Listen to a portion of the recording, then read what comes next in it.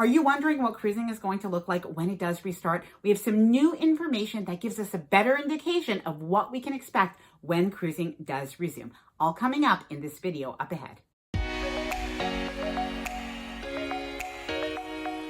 Hi there, I'm Ilana from the website lifewellcruise.com. Welcome back to my channel. In today's video, we are going to be going through the 10 things that are going to be changing when cruising does resume. Now, we've done this video in the past when, well, we were not as close to sailing again. But now we have had some cruise lines that have restarted in Italy, in Singapore, and in Germany, and we know better what to expect. At the same time, we have a new cruise ship, the Odyssey of the Seas with Royal Caribbean, that will be sailing soon from Israel. So we do have some updates on the new protocols and what is going to be happening, most likely when cruises do resume from the United States and possibly elsewhere. Now, before I get started, I did want to mention that if you do like the video, please do give it a thumbs up. I appreciate it so much.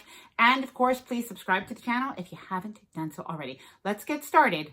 So let's start off with probably the most controversial one, and that is vaccines. Now, while we don't know yet if all major cruise lines are going to mandate vaccines, we do know that some of the smaller cruise lines have actually indicated that passengers and crew will need to be vaccinated. Some of the major cruise lines, including Royal Caribbean and Norwegian, have said that crew will need to be vaccinated, but we do have some news, and that is that Royal Caribbean, when they do begin sailing from Israel with the Odyssey of the Seas, that is some recent news, very exciting. Well, it turns out that all crew and all passengers over the age of 16 will need to be vaccinated for those sailings. And those are sailings that are going to Greece and Cyprus, and 3 to 7 night sailings leaving from Haifa, Israel. Now, we will go into this a little bit later in the video because the interesting point of this is the exception for children who, of course, as of now, are not able to be vaccinated. It is not yet approved. Next up, embarkation. Well, embarkation is really going to be changing quite a lot from what we were used to.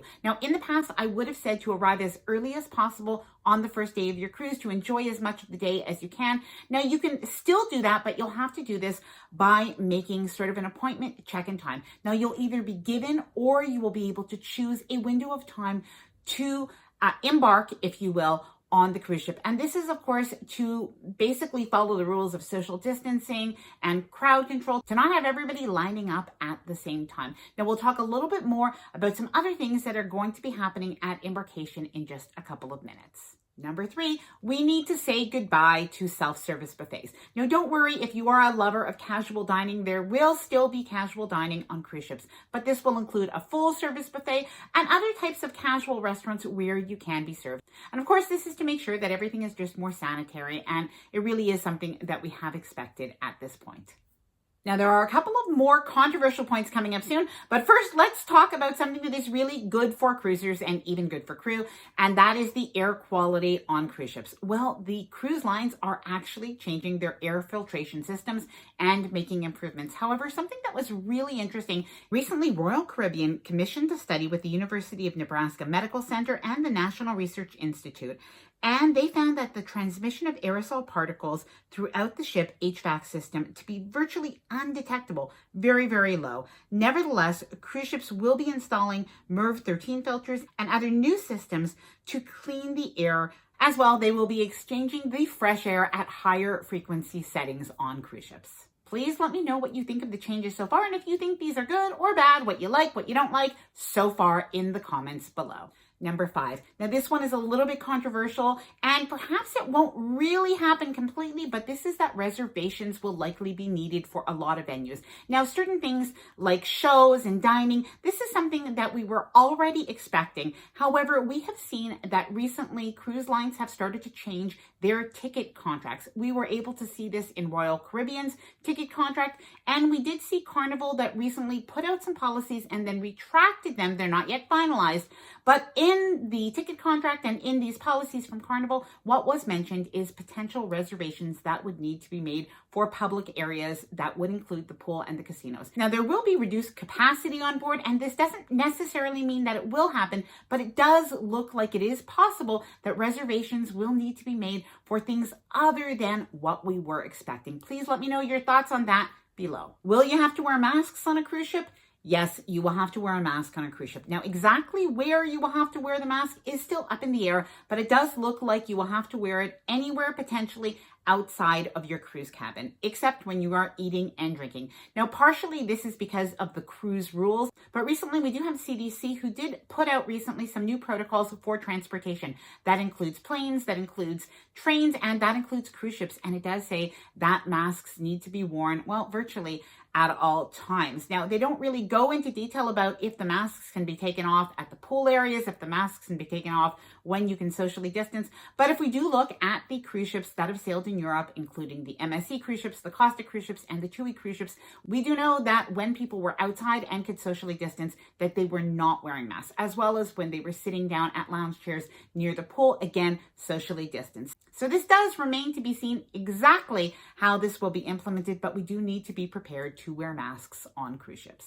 Now let's talk muster drill. Now, before the ship sails away, we always have a safety drill or a muster drill at that time, and that is for everybody's safety, of course. Well, we usually had to gather all together for this, but instead now it looks like with cruise lines, we will have a form of e-muster. And basically what this is going to be is either from your stateroom TV or from your smartphone. You will be able to go through all of the safety protocols, all the safety instructions, and then simply show up at your muster station to do a little quick check-in individually to make sure that you know where it is, and well, you will be on your way. So that is something very good, very easy for embarkation day. So you might be wondering about testing and how will that work when you are going on a cruise. Now, we still need to have clarification as to the exact details from the cruise lines. They have not yet started from the United States. However, what it looks like is that you'll have to show up at the cruise terminal with a negative test result. As well, you will have to have a test prior to embarking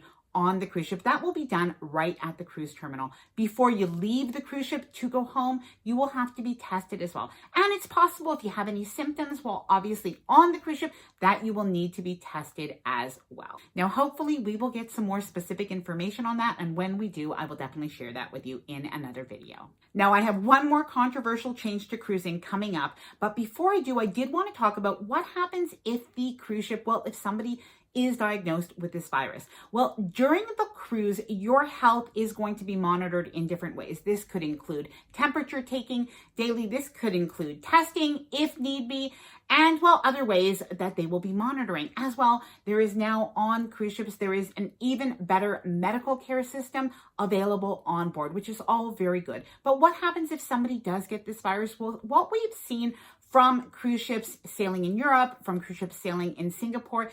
Now, what they're able to do is isolate that person and do a little bit of contact tracing to find out who was nearby them. And if they need to, they will disembark that person.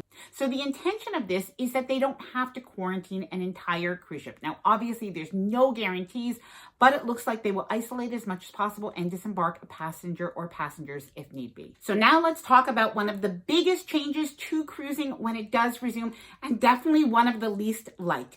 And this is the fact that when cruises do resume, we are going to have to book shore excursions with the cruise lines. Now, there's nothing wrong with cruise line shore excursions, but it does mean that we're not going to be able to get off the cruise ship and meander into shops on our own, or simply walk around the port, or even grab a cab to a local beach. Now, this is not going to last forever, so this is something to remember. But when cruises do restart, for everybody's safety, this is going to be the rule, because on cruise line excursions, well, the cruise line can make sure that those safety protocols are followed with the cruise shore excursion company. Now, please, I'd like to know what you think.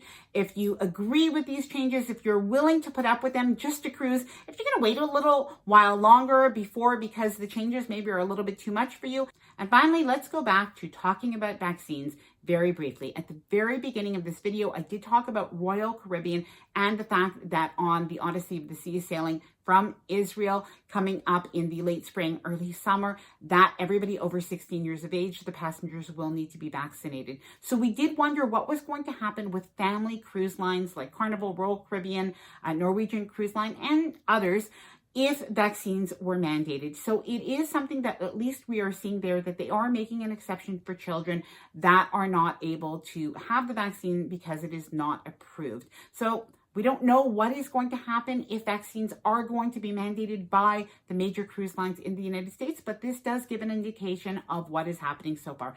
Please let me know again what you think. I'd love to know in the comments below. If you did like this video, if you found it helpful or informative in any way, then please do give it a thumbs up. I really do appreciate it. And of course, please subscribe to the channel if you haven't done so already. Bye for now, and happy future cruising.